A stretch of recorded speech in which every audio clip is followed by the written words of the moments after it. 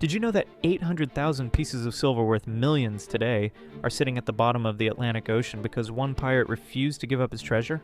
In 1630, Pierre Le Grand pulled off the most brilliant pirate heist in history. He disguised himself as a simple fisherman and sailed his tiny boat right up to a massive Spanish treasure ship.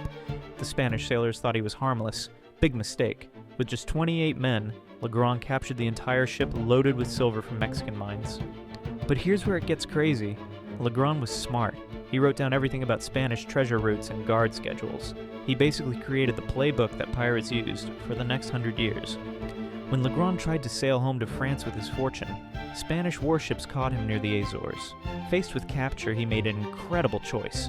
Rather than let his enemies take the treasure, he dumped every single piece of silver into the ocean. He marked the exact spot in a secret letter to his brother. That treasure is still down there waiting. Don't forget to subscribe for more lost pirate treasures.